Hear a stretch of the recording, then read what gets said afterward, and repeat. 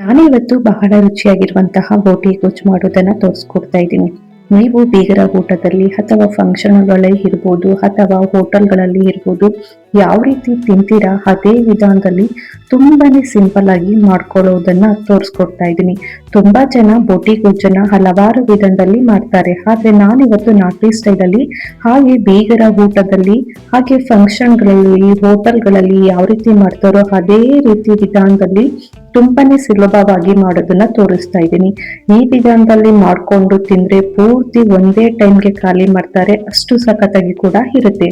ನೋಡ್ತಾ ಇರ್ಬೋದು ಈ ಬೀಗರ ಊಟದ ಬೋಟಿ ಗೊಜ್ಜು ಹೇಗಿದೆ ನೋಡಿ. ಮನೆಯಲ್ಲಿ ಈ ರೀತಿ ಮಾಡ್ಕೊಟ್ರೆ ಪ್ರತಿಯೊಬ್ರು ಖುಷಿ ಆಗ್ಬಿಡ್ತಾರೆ, ಅಷ್ಟು ಟೇಸ್ಟಿಯಾಗಿ ಕೂಡ ಇರುತ್ತೆ. ಈಗ ಮೊದಲಿಗೆ ನಾವು ಮಸಾಲೆನ ರೆಡಿ ಮಾಡ್ಕೊಳ್ಳಕ್ಕೆ ಒಂದು ಮಿಕ್ಸಿ ಜಾರ್ ತಗೊಂಡಿದ್ದೀನಿ. ಇವಾಗ ನಾನಿಲ್ಲಿ 1 ಕಪ್ ಆಗೋಷ್ಟು ತೆಂಗಿನಕಾಯಿ ತಗೊಂಡಿದ್ದೀನಿ. ಹಾಗೆ 2 ಈರುಳ್ಳಿನ ಈ ತರ ಸ್ಲೈಸ್ ಆಗಿ ಉದ್ದಕ್ಕೆ ಕಟ್ ಮಾಡಿ ಸೇರಿಸ್ಕೊಳ್ತಾ ಇದ್ದೀನಿ. ಹಾಗೆ 1 ರಿಂದ 2 ಟೇಬಲ್ ಸ್ಪೂನ್ ಆಗೋಷ್ಟು ಕಡಲೆ, ಹಾಗೆ 2 ರಿಂದ 3 ಗೆಡ್ಡೆ ಆಗೋಷ್ಟು ಬೆಳ್ಳುಳ್ಳಿ, ಹಾಗೆ 2 ಇಂಚ್ ಆಗೋಷ್ಟು ಚಕ್ಕೆ, ಹಾಗೆ 15 ರಿಂದ 17 ಲವಂಗ. ಖಾರಕ್ಕೆ ಅನುಗುಣವಾಗಿ ನಾನಿಲ್ಲಿ 7 ರಿಂದ 8 ಹಸಿಮೆಣಸಿನಕಾಯಿನ ಮಧ್ಯಕ್ಕೆ ಕಟ್ ಮಾಡಿ ಹಾಕೊಂಡಿದ್ದೀನಿ. ಹಾಗೆ ಒಂದು ಚಿಕ್ಕ ಗಾತ್ರದ ಮೀಡಿಯಂ ಸೈಜ್ ಟೊಮೊಟೊನ ನೀಟಾಗಿ ವಾಶ್ ಮಾಡಿ ಅದನ್ನು ಕೂಡ ಈ ತರ ಚಿಕ್ಕದಾಗಿ ಕಟ್ ಮಾಡಿ ಹಾಕೊಳ್ತಾ ಇದ್ದೀನಿ. ಹಾಗೆ 2 ಇಂಚ್ ಆಗೋಷ್ಟು ಶುಂಠಿನ ಹಾಕೊಂಡಿದ್ದೀನಿ. ಸ್ವಲ್ಪ ಕೊತ್ತಂಬರಿ ಸೊಪ್ಪನ್ನ, ಅಂದ್ರೆ ನಾಟಿ ಕೊತ್ತಂಬರಿ ಸೊಪ್ಪು ಏನಾದ್ರೂ ಸಿಕ್ಕಿದ್ರೆ ಸೇರಿಸ್ಕೊಳ್ಳಿ, ಬಹಳ ರುಚಿಗೆ ಕೂಡ ಇರುತ್ತೆ. ಫ್ಲೇವರಿಗೋಸ್ಕರ ಬೇಕಾದ್ರೆ ನೀವು ಪುದೀನ ಸೊಪ್ಪನ್ನು ಕೂಡ ಸೇರಿಸ್ಕೋಬಹುದು. ಇವಾಗ ಸ್ವಲ್ಪ ನೀರನ್ನ ಹಾಕಿ ಇವಾಗ ಇದನ್ನ ನುಣ್ಣಗೆ ನಾವು ರುಬ್ಕೊಂಡ್ ಬರ್ಬೇಕಾಗುತ್ತೆ. ಮಸಾಲೆಯನ್ನು ಕೂಡ ರೆಡಿ ಆಗಿದೆ. ನೆಕ್ಸ್ಟ್ ಇವಾಗ ನಾನಿಲ್ಲಿ 1.5 kg ಆಗೋಷ್ಟು ಬೋಟಿನ ತಗೊಂಡಿದ್ದೀನಿ. ಮೊದಲಿಗೆ ಬೋಟಿನ ನಾವು ಬಿಸಿ ನೀರಿಗೆ ಹಾಕೊಂಡು 1 ರಿಂದ 2 ಬಾರಿ ನೀಟಾಗಿ ಚೆನ್ನಾಗಿ ತೊಳ್ಕೊಬೇಕಾಗುತ್ತೆ. ಮನೇಲಿ ಏನಾದ್ರೂ ಸುಣ್ಣ ಇತ್ತು ಅಂತ ಹೇಳಿದ್ರೆ ಸುಣ್ಣನು ಕೂಡ ಹಾಕಿ ಮಿಕ್ಸ್ ಮಾಡ್ಕೊಂಡು ಚೆನ್ನಾಗಿ 2 ರಿಂದ 4 ಬಾರಿ ಕ್ಲೀನ್ ಆಗಿ ತೊಳ್ಕೊಬೇಕಾಗುತ್ತೆ. ಸುಣ್ಣ ಹಾಕಿದ್ರೆ ಚೆನ್ನಾಗಿ ವಾಶ್ ಆಗುತ್ತೆ, ಅದಕ್ಕೋಸ್ಕರ ಸುಣ್ಣ ಹಾಕಿ ಇದನ್ನ ಕ್ಲೀನ್ ಮಾಡ್ಕೋಬೇಕಾಗುತ್ತೆ. ಬೋಟಿ ಅಂದ್ರೆ ಕಂಪ್ಲೀಟ್ ಆಗಿ ಒಂದು ಸೆಟ್ ಬರುತ್ತೆ, ಅದನ್ನು ಕೂಡ ನೀವು ಕೇಳಿ ಈಸ್ಕೋಬೇಕಾಗುತ್ತೆ. ಹಾರ್ಟು, ಲಿವರು, ಹಾಗೆ ಹಿಕ್ಕೆ ಕಳ್ಳು ಅಂತ ಬರುತ್ತೆ, ಆ ತರ ಎಲ್ಲ ತಂದು ಹಾಕಿ ಮಾಡಿದ್ರೆ ರುಚಿ ಮಾತ್ರ ಸಖತ್ತಾಗಿ ಕೂಡ ಇರುತ್ತೆ. ಜೊತೆಗೆ ಸ್ವಲ್ಪ 50 ರಿಂದ 100 ಗ್ರಾಮ್ ಆಗೋಷ್ಟು ಚರ್ಬಿನೂ ಕೂಡ ಹಾಕೊಳ್ಳಿ, ಟೇಸ್ಟ್ ಚೆನ್ನಾಗಿರುತ್ತೆ. ನಾನಿಲ್ಲಿ ಎಲ್ಲಾನು ಕೂಡ ಮಿಕ್ಸ್ ಮಾಡ್ಕೊಂಡು ತಗೊಂಡಿದ್ದೀನಿ. ಜೊತೆಗೆ ದೊಮ್ಮೆ ಅಂತ ಬರುತ್ತೆ, ಅಂದ್ರೆ ಲಂಗ್ಸ್ ಅಂದ್ರೆ ಬಲೂನ್ ತರ ಇರುತ್ತಲ್ಲ, ಅದನ್ನು ಕೂಡ ನಾವು ಈಸ್ಕೋಬೇಕಾಗುತ್ತೆ. ಬೋಟಿ ಗೊಜ್ಜು ಅಂದ್ರೆ ಎಲ್ಲಾ ಸೇರಿಸಿ ಮಾಡಿದ್ರೆ ಟೇಸ್ಟ್ ಕೂಡ ಸಖತ್ತಾಗಿ ಕೂಡ ಇರುತ್ತೆ. ನಾನಿಲ್ಲಿ ಈ ಬೋಟಿ ಗೊಜ್ಜು ಮಾಡುವುದಕ್ಕೆ 1 ಕಪ್ ಆಗೋಷ್ಟು ಕಡಲೆಕಾಳನ್ನ ಓವರ್ ನೈಟ್ ಅಂತಾನೆ ನೆನೆಯಕ್ಕೆ ಬಿಟ್ಟಿದೆ. ಏನಿಲ್ಲ ಅಂದ್ರೂ ಇದು 8 ಅವರ್ ನೆನಿಬೇಕು. ನೋಡಿ 8 ಅವರ್ ಕೂಡ ಆಗಿದೆ. ಇದನ್ನ 2 ರಿಂದ 3 ಬಾರಿ ನೀಟಾಗಿ ವಾಶ್ ಮಾಡ್ಕೊಂಡು ನೀರೆಲ್ಲ ಬದಲಾಯಿಸ್ಕೊಂಡು ಮತ್ತೆ 1 ಕಪ್ ಆಗೋಷ್ಟು ನೀರನ್ನ ಹಾಕೊಂಡು, ಅಂದ್ರೆ 1 ತಪ್ಪಲೆ ಆಗೋಷ್ಟು ನೀರನ್ನ ಹಾಕೊಂಡು ರುಚಿಗೆ ತಕ್ಕಷ್ಟು ಉಪ್ಪನ್ನ ಸೇರಿಸಿ ಬೇಯುವುದಕ್ಕೆ ಇಟ್ಬಿಡೋಣ. ಹಾಗೆ ಇಲ್ಲಿ ಬಾಳೆಕಾಯಿನ ತಗೊಂಡಿದ್ದೀನಿ. ಬಾಳೆಕಾಯಿನ ಬಂದು ನಾನಿಲ್ಲಿ 4 ಬಾಳೆಕಾಯಿನ ತಗೊಂಡಿದ್ದೀನಿ, ಅಂದ್ರೆ ದೊಡ್ಡದು ಬಾಳೆಕಾಯಿನ ತಗೊಂಡಿದ್ದೀನಿ. ಸಿಪ್ಪೆ ಎಲ್ಲ ರಿಮೂವ್ ಮಾಡಿ ಈ ತರ ಕ್ಲೀನ್ ಆಗಿ ತೊಳ್ಕೊಂಡು ಹಾಗೆ ಕಟ್ ಮಾಡ್ಕೊಂಡು ಚಿಕ್ಕದಾಗಿ ಕಟ್ ಮಾಡಿ ಒಂದು ಬೌಲ್ಗೆ ನೀರಾಗಿ ಸಪರೇಟ್ ಮಾಡಿ ಇಟ್ಕೊಂಡಿದ್ದೆ. ಇವಾಗ ಮತ್ತೆ ಇನ್ನೊಂದು ಬೌಲಿಗೆ ನೀರ್ ಹಾಕಿ, ಈ ಬಾಳೆಕಾಯಿ ಎಲ್ಲ ಸ್ವಲ್ಪ ಅಂಟಿರುತ್ತೆ, ಅದಕ್ಕೋಸ್ಕರ ಇದನ್ನ ಉಪ್ಪು ಹಾಕೊಂಡು ಕ್ಲೀನ್ ಆಗಿ ತೊಳ್ಕೊಬೇಕಾಗುತ್ತೆ. ನೋಡಿ ಇವಾಗ ತೊಳೆದು ಇದನ್ನ ಪಕ್ಕಕ್ಕೆ ಇಟ್ಕೊಳ್ಳೋಣ. ಬನ್ನಿ ಇವಾಗ ಇದಕ್ಕೆ ಸ್ವಲ್ಪ ಲೈಟ್ ಆಗಿ ಒಗ್ಗರಣೆನ ರೆಡಿ ಮಾಡ್ಕೊಳ್ಳೋಣ. ಗ್ಯಾಸ್ ಆನ್ ಮಾಡಿ ಒಂದು ಪಾತ್ರೆನ ಬಿಸಿ ಮಾಡಕ್ಕೆ ಇಟ್ಕೊಂಡಿದ್ದೀನಿ. ಪಾತ್ರೆ ಬಿಸಿ ಆಗಿದ ನಂತರ ನಾನಿಲ್ಲಿ ಎಣ್ಣೆನ ಜಾಸ್ತಿ ಏನು ಉಪಯೋಗಿಸ್ತಾ ಇಲ್ಲ, ಒಂದು 2 ಟೇಬಲ್ ಇಂದ 3 ಟೇಬಲ್ ಸ್ಪೂನ್ ಆಗೋಷ್ಟು ನಾನಿಲ್ಲಿ ಎಣ್ಣೆನ ಹಾಕೊಂಡಿದ್ದೀನಿ. ಎಣ್ಣೆ ಲೈಟ್ ಆಗಿ ಬಿಸಿ ಆಗಿದ ನಂತರ ನಾನು ಇವಾಗ 1 ಕಪ್ ಆಗೋಷ್ಟು ಈರುಳ್ಳಿನ ತಗೊಂಡಿದ್ದೀನಿ. ಅಂದ್ರೆ ಏನಿಲ್ಲ ಅಂದ್ರೂ ಮೀಡಿಯಂ ಸೈಜು ಈರುಳ್ಳಿನ 2 ರಿಂದ 3 ಈರುಳ್ಳಿನ ತಗೊಂಡಿದ್ದೀನಿ. ನೋಡಿ ಈರುಳ್ಳಿ ಸ್ವಲ್ಪ ಕಂದು ಬಣ್ಣ ಬರಬೇಕು, ಆ ರೀತಿ ಫ್ರೈ ಮಾಡ್ಕೋಬೇಕಾಗುತ್ತೆ. ಈರುಳ್ಳಿ ಸ್ವಲ್ಪ ಕಂದು ಬಣ್ಣ ಬಂದ ನಂತರ ನಾವು ತೊಳೆದು ರೆಡಿ ಮಾಡಿ ಇಟ್ಕೊಂಡಿರುವಂತಹ ಈ ಬೋಟಿ ಎಲ್ಲಾನು ಕೂಡ ಇವಾಗ ಎಣ್ಣೆ ಜೊತೆಗೆ ಫ್ರೈ ಮಾಡ್ಕೋಬೇಕಾಗತ್ತೆ.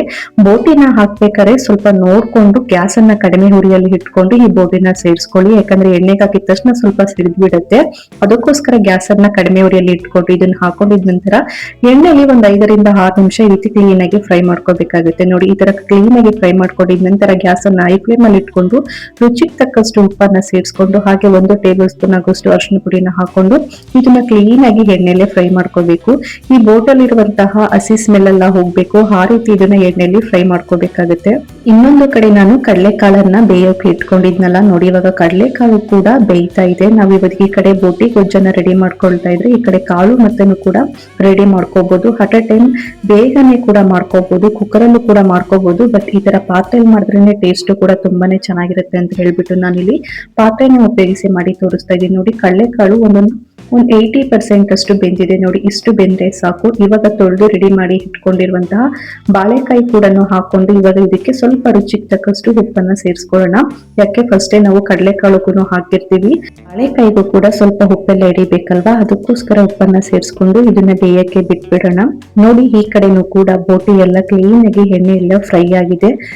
ಬೋಟಿಲಿ ನೀರಿನ ಅಂಶ ಎಲ್ಲ ಬಿಟ್ಕೊಳ್ತಾ ಇದೆ ನೋಡಿ. ಈ ನೀರಿನ ಅಂಶ ಎಲ್ಲ ಕಂಪ್ಲೀಟ್ ಆಗಿ ಡ್ರೈ ಆಗ್ಬೇಕು. ಆ ರೀತಿ ಈ ಬೋಟಿ ಗೊಜ್ಜನ್ನ ನಾವು ಫ್ರೈ ಮಾಡ್ಕೋಬೇಕಾಗುತ್ತೆ. ಹೀಗೇನೆ ಕೂಗಿಸ್ಕೊಬಿಟ್ರೆ ಅದರಲ್ಲಿರುವಂತಹ ಹಸಿ ಸ್ಮೆಲ್ ಎಲ್ಲ ಹಾಗೇನೆ ಇರುತ್ತೆ. ಆ ರೀತಿ ಮಾಡಕ್ ಹೋಗ್ಬಿಟ್ರೆ ಟೇಸ್ಟ್ ಕೂಡ ಚೆನ್ನಾಗಿರಲ್ಲ. ಕಂಪ್ಲೀಟ್ ಆಗಿ ಆ ನೀರಿನ ಅಂಶ ಎಲ್ಲ ಫುಲ್ಲು ಡ್ರೈ ಆಗಬೇಕು. ನೋಡ್ತಾ ಇರ್ಬೋದು ಇಲ್ಲಿ ಯಾವ ರೀತಿ ಡ್ರೈ ಮಾಡ್ಕೊಂಡಿದ್ದೀನಿ ಅಂತ. ಈ ತರ ಡ್ರೈ ಆದ್ರೇನೆ ಬೋಟಿ ಗೊಜ್ಜಲ್ಲಿರುವಂತಹ ಹಸಿ ಸ್ಮೆಲ್ಲು ಮತ್ತೆ ಸ್ಮೆಲ್ ಇರುತ್ತಲ್ಲ ಬೋಟಿ ಗೊಜ್ಜಲ್ಲಿ, ಅದೆಲ್ಲ ಏನೂ ಇರಲ್ಲ, ಕ್ಲೀನ್ ಆಗಿ ಕೂಡ ಹೋಗಿರುತ್ತೆ. ತಿನ್ನೋಕ್ಕೂ ಕೂಡ ಟೇಸ್ಟ್ ಸಖತ್ತಾಗಿ ಕೂಡ ಇರುತ್ತೆ.